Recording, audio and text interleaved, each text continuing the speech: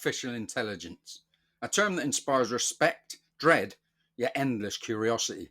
But how did AI go from an idea in science fiction to shaping our everyday lives? In this video, we'll take a journey through the fascinating evolution of AI from its humble beginnings way back in the 1960s to its groundbreaking, scary achievements of today. And trust me, you'll be shocked. Welcome to Beau Videos and episode 5 in the Alternative View series. AI, has it gone too far? You bet it has. When did the term artificial intelligence first hit the streets? It was 1956 at the Dartmouth Conference, where the founding fathers of AI, John McCarthy, Marvin Minsky, Claude Shannon and Nathaniel Rochester, organised a kind of AI research workshop. This laid the groundworks to these.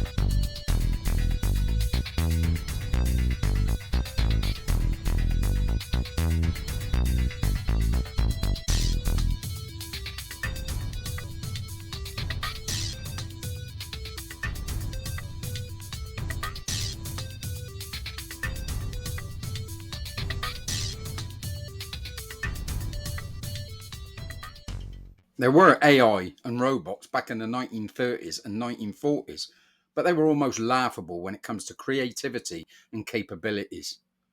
The 1960s marked the first real steps into artificial intelligence. Inspired by Alan Turing's groundbreaking work, researchers aimed to build machines capable of thinking. But progress in the 60s was slow due to limited computing power. First came machines designed to solve puzzles or play simple games. In 1966, a computer they named Eliza, or should I say Joseph Weizenbaum named it, became the first chatbot capable of simulating human conversation. While researchers were optimistic, they soon realized how complex human intelligence really is. America is a nation that can be defined in a single word. I was going to put him, foot, I was going to put him, I was going to put him, But that didn't stop them from dreaming big and pushing themselves to the limit. Despite this early enthusiasm and drive, the 1970s and 80s were a disappointment with regards to enhancement of AI, what is now called the AI winter, a period when high expectations met harsh realities. Governments and institutions started to pull funding, frustrated by the lack of practical and actual results. Some of the problems encountered were obvious, some less so. Limited computing power and expensive hardware for the times was the most obvious. Other problems, like the algorithms failing to scale the real world problems, was another. And the most annoying for the computer nerds was the overhyped predictions from the public that AI would soon rival human intelligence. That didn't stop them. There were still some breakthroughs. The development of expert systems, programs designed to mimic human decision making in specific fields, showed promise. They were even used in medicine and engineering, but their high cost and limited flexibility kept AI in a niche corner. The power that be were too scared to use it too much. Blimey, that's changed. More on that to come.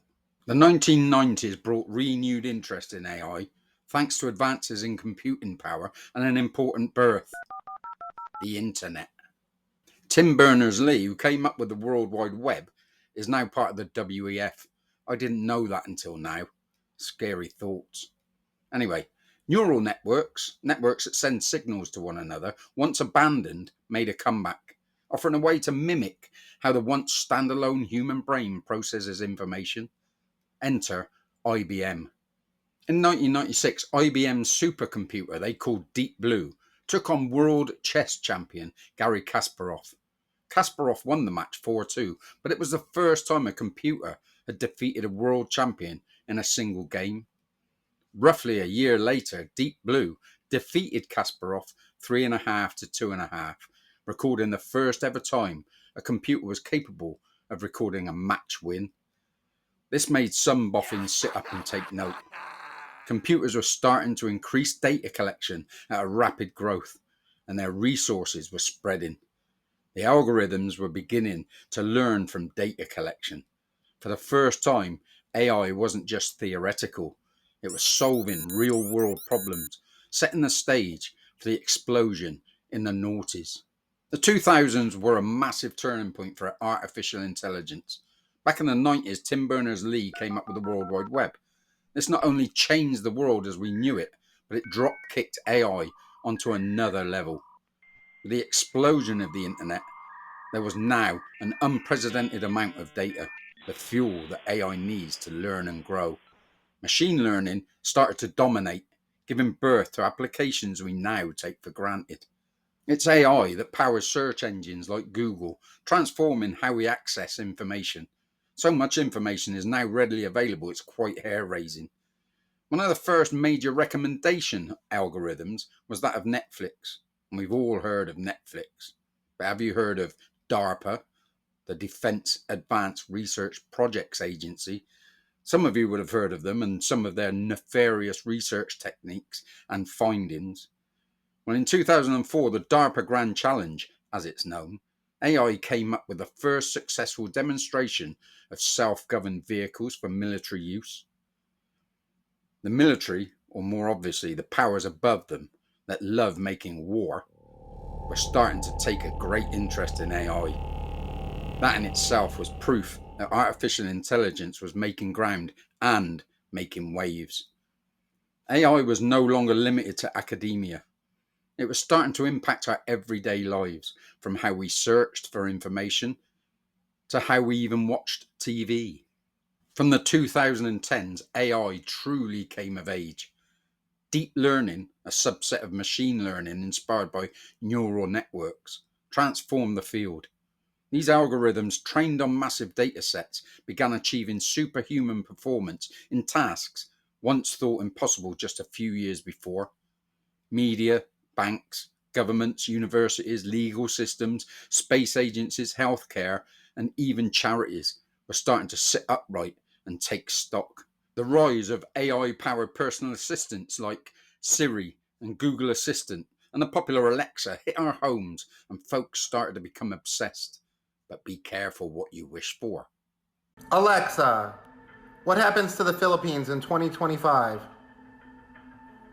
On April 22, 2025 at 4:01 a.m., the Philippines will be hit by a 8.2 magnitude earthquake, causing the Taal, Mayon, and Pinatubo volcanoes to erupt.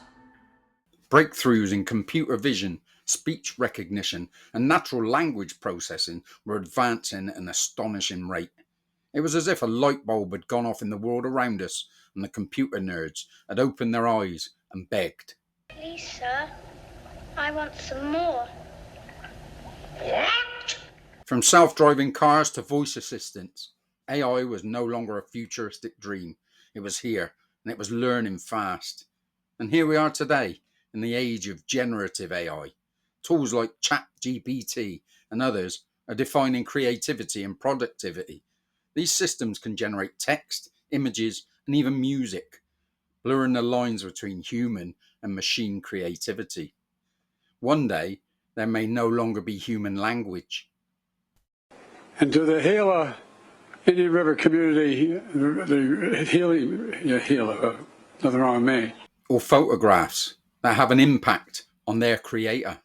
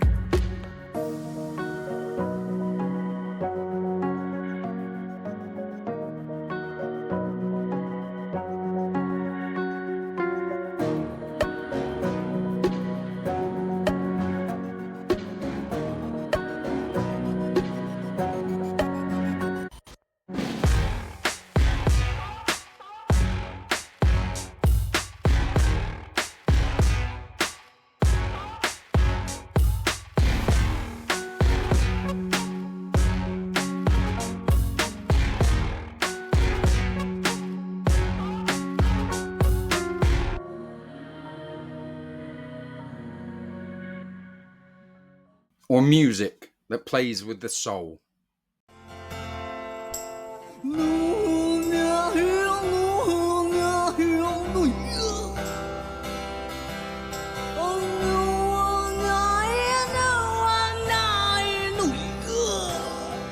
It's not all bad though, or at least it doesn't have to be. I mean, the language barrier has always been a problem in life. No more. The AI translators are fabulous things, bringing folk closer together from all walks of life. I mean, I could even have my videos translated in all different languages if I wanted. There's a thought, Beau.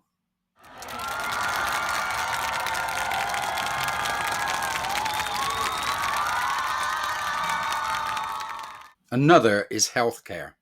Imagine if Elon Musk's claims of Neuralink and its potential in helping the paraplegic or quadriplegic to walk again was fulfilled. Who would not want that? Yes, there's been claims that Musk and his Neuralink ventures are villainous and wicked, but are these accusations legit, or are they being spun by a jealous competitor that doesn't want him to succeed? Time will tell, I guess. Well, for version 1 of the device, it would be basically implanted in your skull. So, but it would be flush with your skull. So you basically take out a chunk of skull, put the Neuralink device in there. You'd put the electrode, you'd insert the electrode threads very carefully into the brain, and then you stitch it up, and you wouldn't even know that somebody has it. So then it can interface basically anywhere in your brain. So it could be something that helps cure, say, eyesight, like give you returns your eyesight, even if you've like lost your optic nerve type of thing. Really? Yeah, absolutely. Hearing, obviously. I mean, pretty much anything that it could, in principle, fix almost anything that is wrong with the brain, and it could restore limb functionality. So if you've got interface into the motor cortex, and then an implant that's say that's like a microcontroller in your muscle groups, you could then create a sort of a neural shunt that restores somebody who is a quadriplegic to full functionality. Now, obviously, there is bias in AI. Ethical concerns far outweigh the good it may bring at the moment. With such sophisticated robots with ever-increasing capabilities comes job cuts or the worry of decreasing human interaction. Blimey, teenagers are a testament of that nowadays. Try and have a conversation with one. They look at you as if you're an alien. Anunnaki. Ooh, another video to come. But I'm old enough to remember the robots at the car plants. How fantastical they looked until you thought about who they were replacing. But then we coped. And I dare say we'll cope again. Maybe the word cope isn't good enough. Maybe I meant adjust. If or when AI comes about properly, when it reaches every corner of every home of every city, then regulation has to be of greatest importance. Or else we'll end up like the film I, Robot with Will Smith. There you go. Hollywood ahead of the curve again. There is no doubt that AI is reshaping industry, and however you look at it, reshaping humanity for the good for some, for the bad for others. AI is advancing by the day, it seems, and it is still being written. What started as a dream in the 1960s has now become defining technology of our time. But with great power comes great responsibility. The choices we make now will determine how AI shapes our world in the years to come. But do we go with the flow and embrace it? Or do we push back against it in order to save our sanity, our kids' sanity, and our beautiful human world? You be the judge. Thanks again for watching. If you enjoyed this journey through AI's history, don't forget to like, subscribe, and let us know in the comments what you think. Honestly, where do you think AI will take us next? I used to be a computer programmer, in the 90s. I gave it all up though. I just couldn't hack it. See you next time.